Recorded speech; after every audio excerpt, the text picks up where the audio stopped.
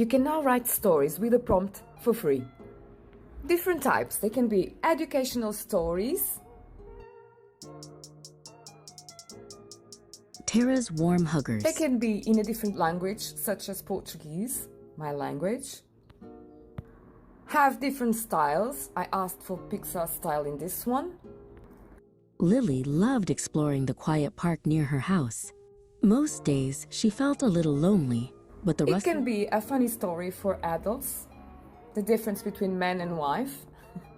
Now it all depends on your imagination in your prompt. This is amazing from Google, from Gemini. Why is it brilliant? Because you can have educational stories teaching about anything. You can have funny stories. You can teach your children about values such as kindness, for example.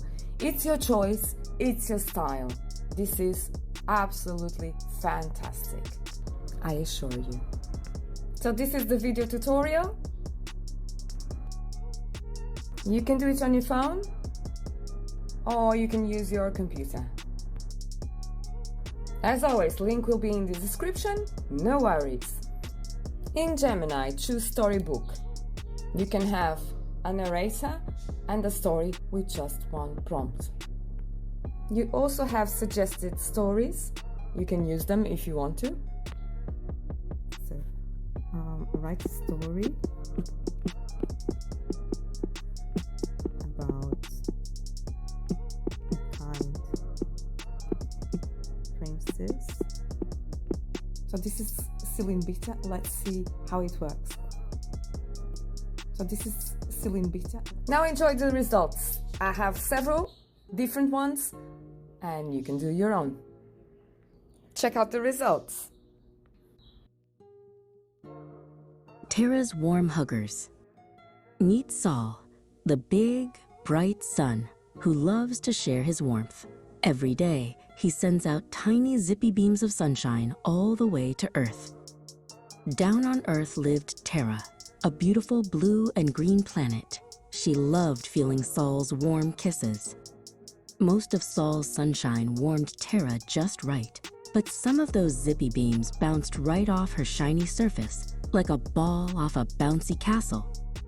High above Tara, there was an invisible blanket called the atmosphere, and in this blanket lived tiny, friendly characters called the warm huggers.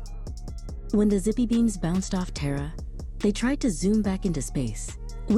Time to go, they'd think. But wait, the warm huggers loved to play a game of catch. Gotcha, they'd giggle, gently catching some of those zippy beams. By catching the zippy beams, the warm huggers kept Tara cozy and warm, just like a soft blanket on a chilly night. But sometimes, there were too many warm huggers in the atmosphere. They'd catch too many zippy beams, and Tara would start to feel a little too toasty. Phew, it's getting hot in here. Tara would sigh. Too much warmth can make ice melt and weather get a bit topsy-turvy. So, while the warm huggers are super important for keeping Tara just right, we need to make sure there aren't too many of them, so everyone can stay happy and cool.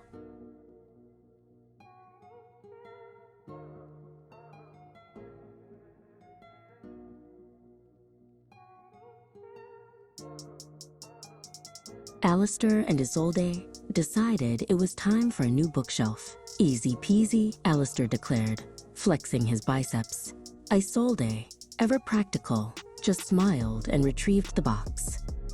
Alistair, brimming with enthusiasm, ripped open the box. Who needs instructions? He scoffed, tossing a thick manual over his shoulder. It's just wood and screws. Isolde, meanwhile, neatly laid out all the pieces, sorting screws by size and planks by number. She even found the tiny Allen key. Organization is key, dear, she hummed. Alistair, already sweating, tried to force two pieces together that clearly didn't fit. This is faulty, clearly a design flaw, he grumbled, banging them together. Isolde, with a calm sigh, picked up the instruction manual Alistair had discarded. She calmly flipped through the pages, her finger tracing diagrams.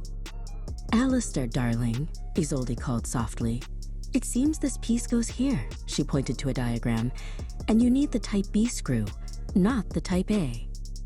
Alistair, humbled but still determined, tried again, this time following Isolde's guidance. Slowly, piece by piece, the bookshelf began to take shape. Hours later, a wobbly but recognizable bookshelf stood before them.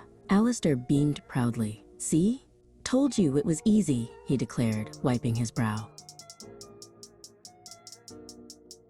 Isolde simply patted the bookshelf. Indeed, dear. And now, for the best part, she pulled out a small, decorative plant and placed it on the top shelf.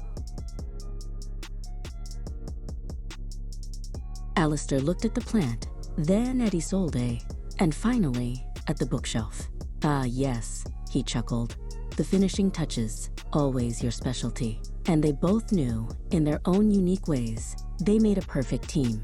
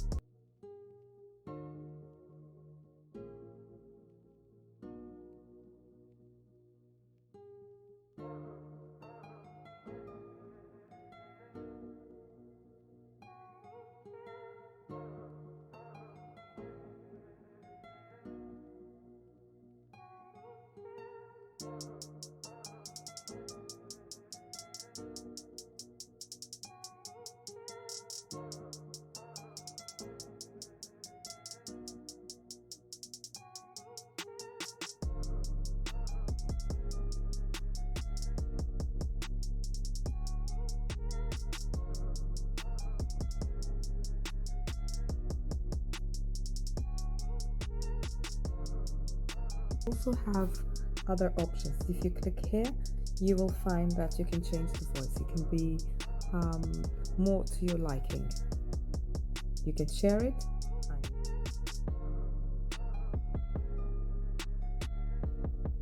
Well, it wrote the story in Portuguese because my account is in Portuguese. So sorry about that. Let's just listen. You can listen to it. A Princesa Clara e o Rio Seco. No Castelo Encantado, vivia uma princesa muito especial chamada Clara. Ela não gostava de passar os dias a brincar com bonecas ou a ler livros, mas sim a explorar os jardins e a sonhar com o mundo além dos muros do castelo. Um dia, enquanto passeava perto do portão principal, Clara ouviu os murmúrios preocupados dos aldeões. Eles falavam sobre a seca e como o rio, que antes corria forte, agora era apenas um riacho seco. O coração de Clara apertou. Ela amava o seu povo e não conseguia imaginar a sua vida sem a água fresca do rio. Decidiu que tinha de fazer alguma coisa para ajudar. Na manhã seguinte, Clara pediu permissão aos seus pais, o rei e a rainha, para visitar a aldeia. Eles, vendo a sua determinação, concordaram, mas pediram que ela levasse a sua aia, a senhora Elara. Na aldeia, Clara viu os campos secos e as pessoas tristes. Um velho sábio da aldeia, o Sr. Tomás, explicou que a nascente do rio estava bloqueada por pedras e detritos de uma antiga tempestade. Clara teve uma ideia. Ela lembrou-se de um mapa antigo na biblioteca do castelo que mostrava caminhos subterrâneos de água. Talvez houvesse uma forma de desviar a água para a aldeia. De volta ao castelo, Clara passou horas a estudar o mapa com a ajuda do bibliotecário real, o Sr. Barnaby. Eles descobriram um canal antigo que poderia ser reaberto. Com a permissão dos seus pais e a ajuda dos aldeões e dos trabalhadores do castelo, Clara liderou o projeto. Todos trabalharam juntos para limpar o canal e remover as pedras. Finalmente, com um grande esforço, a última pedra foi removida. A água fresca começou a fluir novamente, enchendo o rio e trazendo vida de volta aos campos e aos corações dos aldeões. A princesa Clara tinha feito uma grande diferença. Ela provou que a verdadeira realeza não se mede por coroas e castelos, mas sim pela bondade e pela vontade de ajudar os outros. So what do I have to say about this? This is absolutely amazing. I just wanted it to be about the princess who made a difference, and you have a whole story in Portuguese. So it was very, very good. Very, very good. I mean, you can still know that it's an AI voice. You can still know it's an AI voice, but still, this is really, really good. So I don't know about you, but I'm going to test it some more. This is fabulous. So all you have to do is follow the link and you'll be able to do the same thing in your own language. So ready to start? If you like the video, don't forget I have amazing playlists and free AI tools for you and your projects. Do like, subscribe and hit that notification button so that I can keep on bringing you the best free AI tools for you and your projects. So again, if you like the video, do like, subscribe and hit that notification button so that I can keep on bringing you the best free AI tools for you and your projects. Thanks so much for being here with me on my journey. Bye bye for now. Thank you. Again, don't forget, I have amazing playlists for you on free AI tools you can use for you and your projects. Do like, subscribe and hit that notification button so that I can keep on bringing you the best free AI tools for you. Bye bye for now. Thank you so much.